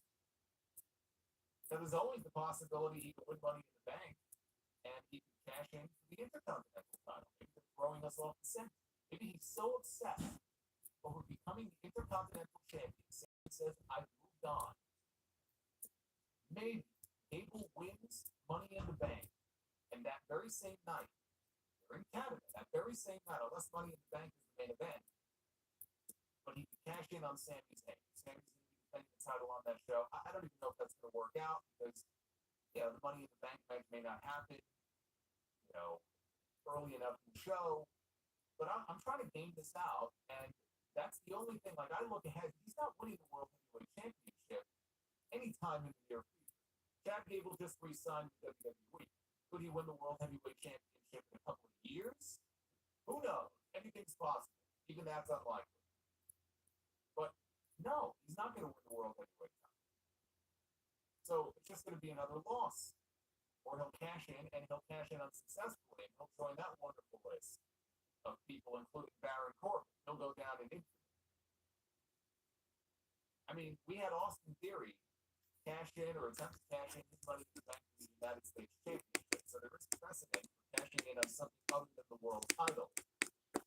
And it actually would work for Gable because you just talk about how obsessed he is over, beating Sammy, getting the IC title. And Chad But Gable. failing that, it looks like they may truly have moved away from this, and they're just going to focus on Gable and Otis, and maybe they'll put the Creeds with them still. But if they just don't put that title on, and we went through all of this for nothing. I mean,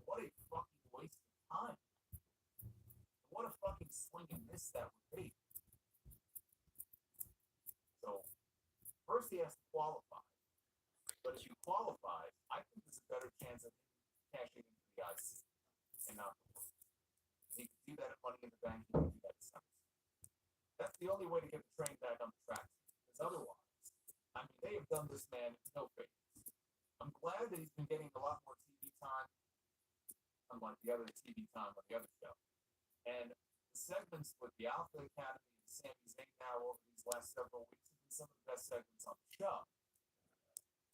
But at some point, this man has to start winning. And they're going to put the creeds with him. Maybe that's when it starts. But there is a point that you reach where it's like, this has gone on for far too long now. You're doing even more damage than what's already been done. There may already be people who are only ever going to see him at a certain level. If he continues to lose and lose and lose, he's damaged goods. No matter what you do with him, it's not going to make a difference. He could win the title. What's it going to mean? He loses every single match that he's in, and then he cashes in, and he insides the guy and wins the belt. What does that mean? I mean, it doesn't do him any favors. I don't get it. I really don't. We have the new women's tag team champions, Alba Fire and Dawn. Interviewed in the back by Jackie Redmond after a video recap.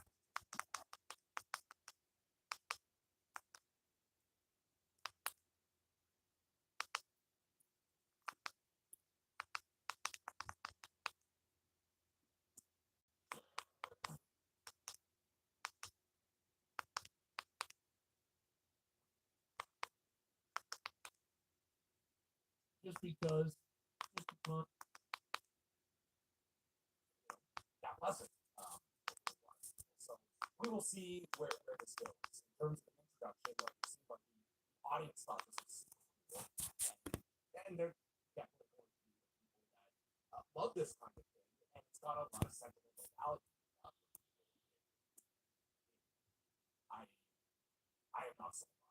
It's not really.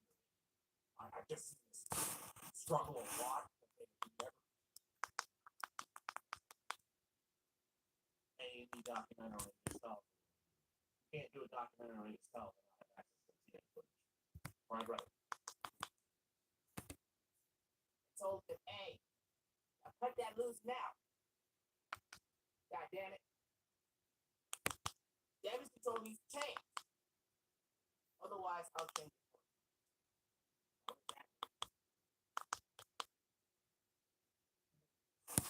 Cross next week. And then it was time for the main event. How about I flashed the gas even though the referee didn't see it? So we start back to the women's tag title first.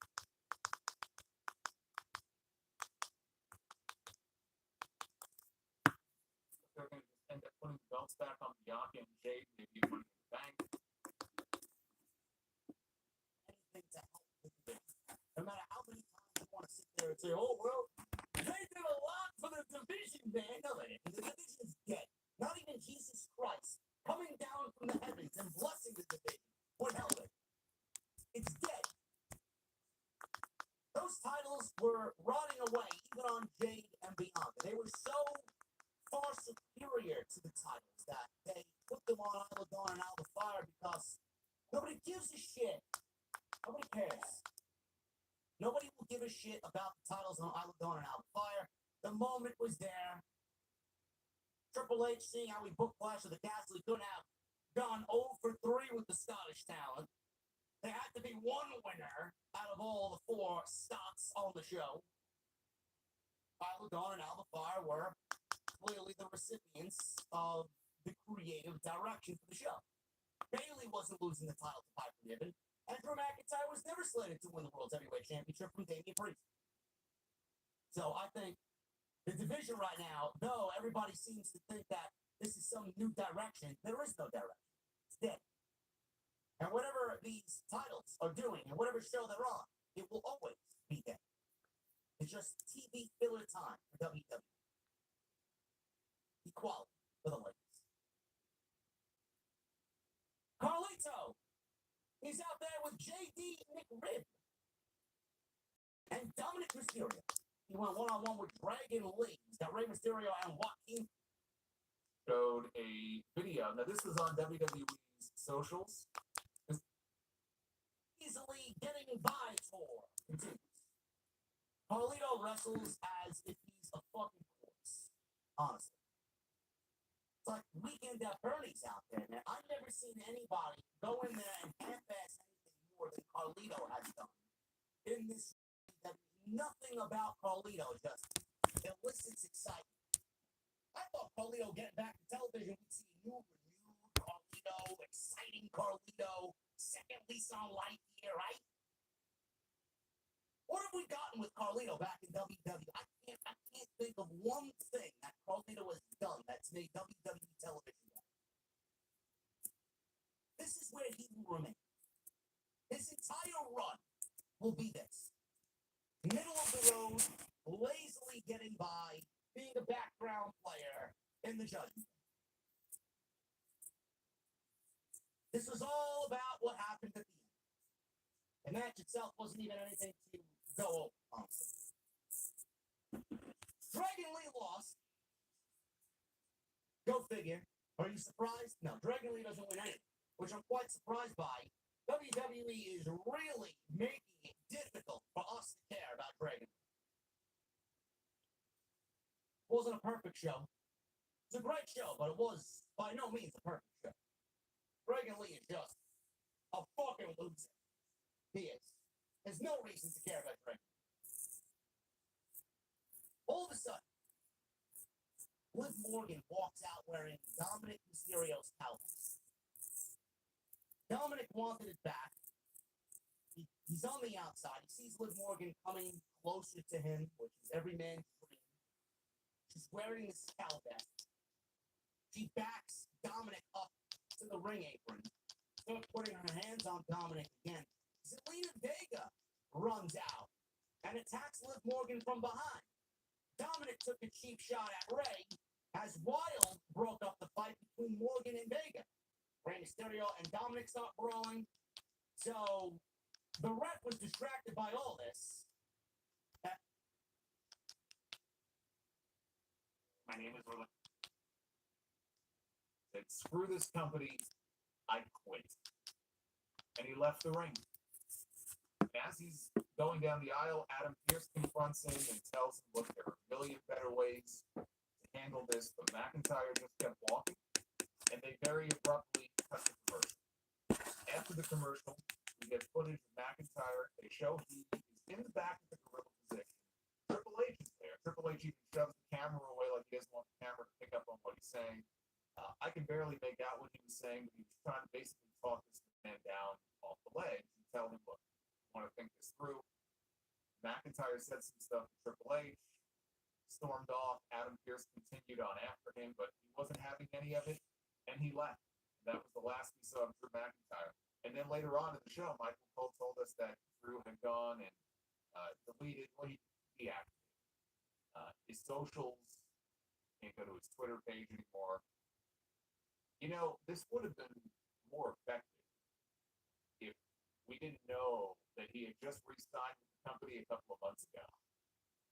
If The Rock had not gone on social media, because they let The Rock be the one to make the announcement, that Drew McIntyre had signed a brand new long-term deal with WWE, this would have been a little more believable.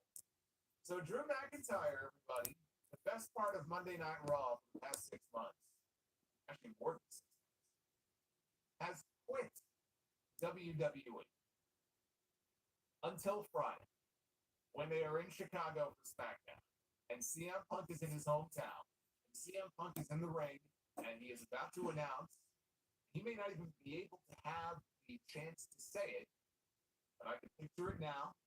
He's in the ring. He's about to make the announcement that he's medically cleared, and Drew McIntyre savagely attacks this man and extracts a measure of revenge for this man embarrassing him in his home country in front of his people, in front of his family, and in front of his friends. He goes to CM Punk's hometown and does the same thing to him there. You know what would make that angle even more impactful? And I don't think they're going to do it because I don't think she wants to be part of the show. Just imagine if Punk was going to show up and he's all happy because he just got the great news from his doctor that he's cleared, he's ready to come back. AJ Lee is in the crowd and he blows a kiss to his beloved bride, April. Thank you so much for being there for me. I couldn't have done it without you. You're my rock. Thank you for helping nursing me back to health. There's AJ in the crowd with a big smile on her face. Here comes Drew McIntyre with a fucking tire iron, and he clubs this man right in his injured arm and savagely beats this man. And AJ's in the crowd practically in tears. McIntyre, he can sit down cross-legged in the middle of the ring right next to his dead body, and he can cut his own pipe bomb on Punk. Now that's heat. In Chicago, that's heat. And that's how you keep Punk out of the ring and off television long enough to get to SummerSlam. Because CM Punk should not be wrestling before SummerSlam. CM Punk should be saved for SummerSlam. That's the first match between him and Drew McIntyre.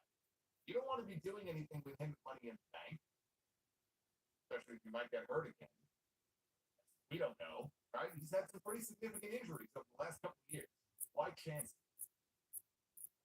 I mean, it's the perfect angle. I'm gonna be so upset if they don't do some variation of that, maybe without AJ. But how great would that be?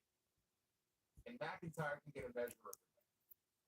Taylor made. If anything, I think it makes that SmackDown show on Friday must see. More must see than it was before we found out that CM Punk. We had Dakota Kai and Kairi Sane representing Damage Control against Peyton Carter and Katana Chance. Kairi hit the insane elbow to Carter pretty early. You guys don't know shit. This is what I told you. I prepped you for this. I prepped you for years for this very moment. Whatever he was doing down there,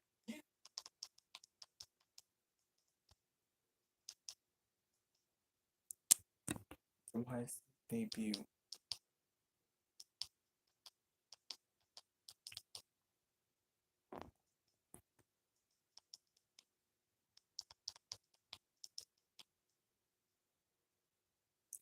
Andrew Zarian gonna be speaking tomorrow. Wait, what?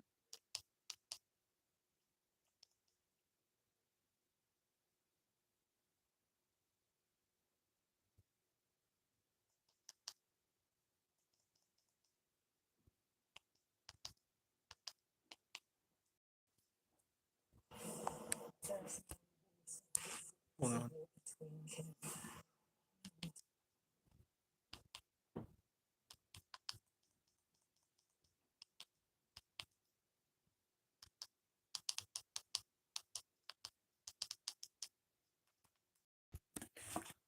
Alright, my will just end the video.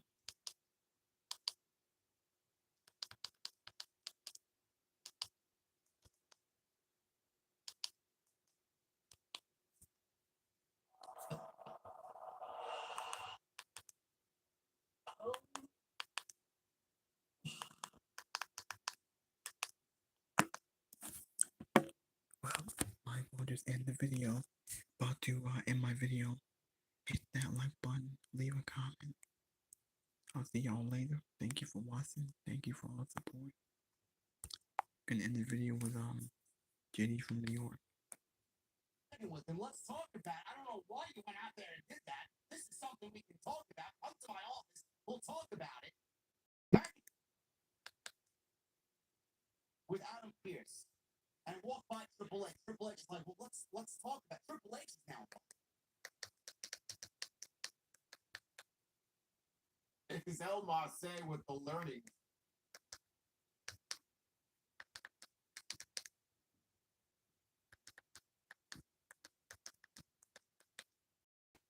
Time.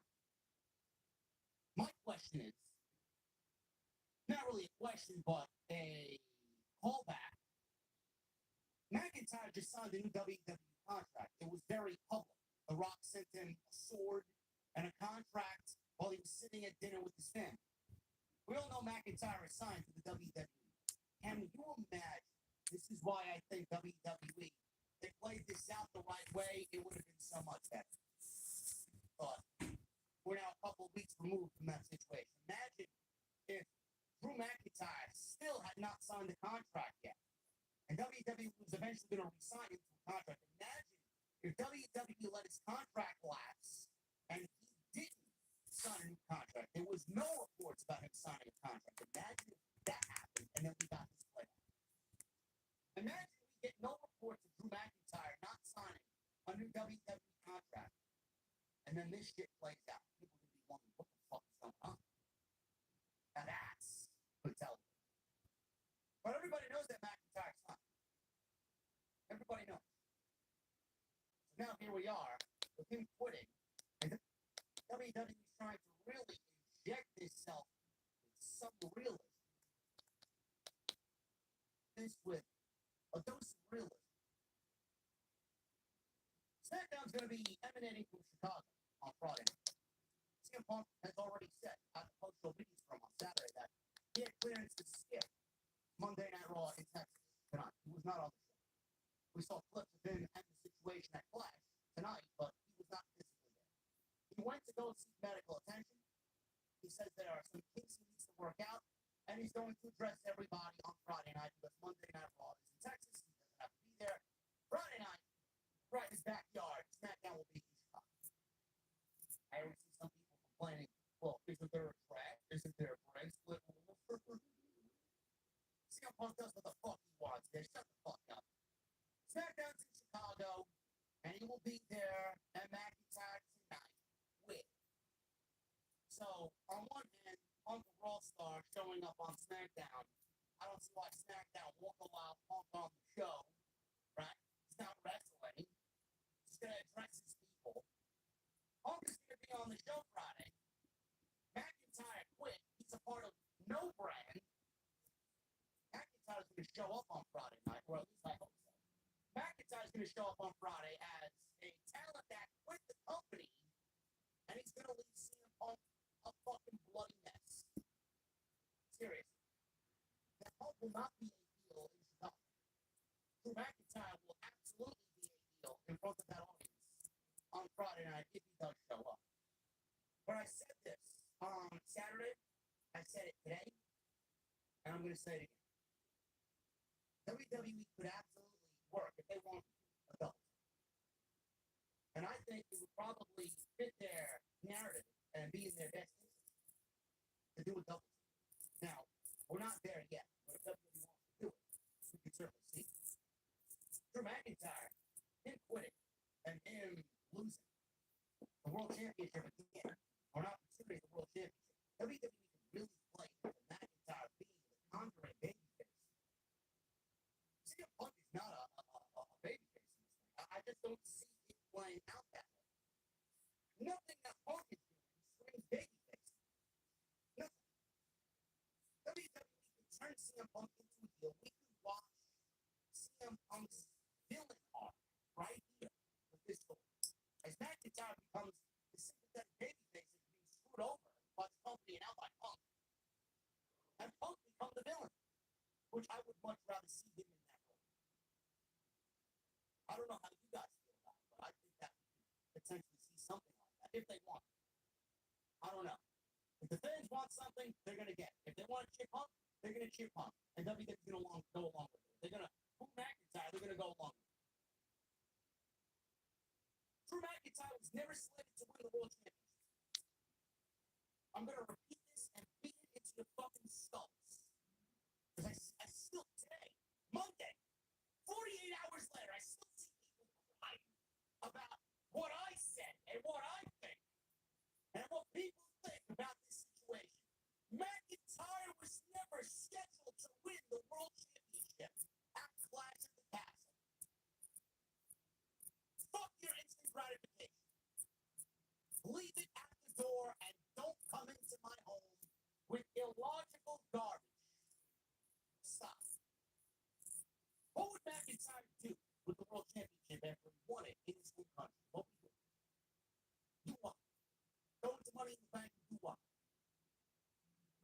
Damian Priest. He ain't beating Gunther. He ain't having a long reign. What do you expect him to do with the championship? McIntyre goes into Money in the Bank and wrestles whoever. He's losing. Because Punk is going to fuck him out of that as well. He didn't fuck him in Scotland. He fucked him at Money in the Bank. Then you are crying, well, McIntyre can go and wrestle Gunther and drop it there. Why? So you can cry that McIntyre got a 2-month reign instead of a fucking 1-month reign. What good would that do? I don't think any of you realize that Gunther is the Money in the Bank or the King of the Ring, rather. He's the King of the Ring. He's the number 1 contender for the World Heavyweight Championship. He is your next world champion. He is not walking out of Cleveland without the title. Would you rather him beat Drew or Damian Priest or Seth Rollins in this case? We don't know if Rollins is going to win. I'd much rather see Rollins and Gunther versus Priest and Gunther. If you do Drew McIntyre and Gunther at SummerSlam, what exactly are you doing with CM Punk if CM Punk is going to get cleared? You know, he's walked show, who else is going to fight? Who's going to wrestle? People don't think. They don't think. Punk has already stated that he's going to screw McIntyre out of every opportunity at that World Championship. He will not allow McIntyre to win the World Championship. Drew McIntyre's made it a story that he's more obsessed with CM Punk than he is winning the World Championship. Every situation he's in, he's got Punk first and the title second. Don't know why you would expect Drew McIntyre to win the World Championship and then SummerSlam as the World Champion to do what? Lose to Gunther. So yes, let's do Gunther and McIntyre and then leave Punk off the fucking card. Don't really get it. Now you're looking at a SummerSlam card for all the people who are crying now. I doubt you'll be crying when we get into Cleveland August 5th or whenever SummerSlam is. You're looking at a SummerSlam card potentially shaping up as follows. Gunther versus Seth Rollins for the World Heavyweight Championship. This is what I'm predicting. Because this is the best SummerSlam card that you could possibly give us. I do think Rollins beats Damian Priest for the World Heavyweight Championship. I think Finn Balor gets involved in it. I think at that point we start to slowly see the deterioration of the Judgment Day. Balor wins Money in the Bank. I can see Balor trying to cash in, making that a triple threat match. Damian Priest doesn't have to lose. It's a triple threat match. Rollins pins Balor, wins the World Championship, drops it to Gunther because everybody dropping it to Gunther. Doesn't matter. Rollins versus Gunther should be a bad match. Rollins versus Gunther for the World Heavyweight Championship. Cody Rhodes versus Randy Orton for the WWE Championship. Then we get CM Punk versus Drew McIntyre, and then because of Damian Priest and Finn Balor and the tension between the Judgment Day, I think we get Damian Priest versus Finn Balor at SummerSlam. Imagine that. On top of Bayley versus Nia Jax and Liv Morgan maybe against Rhea Ripley, maybe if Rhea's back. That's your SummerSlam card potential. Yeah, everybody wants Drew McIntyre to win the World Championship. Meanwhile, it would have made it worse. SummerSlam would not come off that way if McIntyre was the champion. Everybody tweeted with their emotions. And I've done it, I've been there, I've done that, believe me. But everybody made themselves look like a half-witted fucking idiot this weekend without actually thinking about what they just witnessed. It was always meant to go down. You got people claiming, how could you like that? Why would you like that? NXT sucks. Triple H is a terrible booker. I'm sorry that you guys are inept and impatient when it comes to long-term booking. I watched Black and Gold from day one, and I was the only creator in this space to cover Black and Gold when everybody was like, it's indie dark. She said, look, if you're nervous, I'll help you out a little.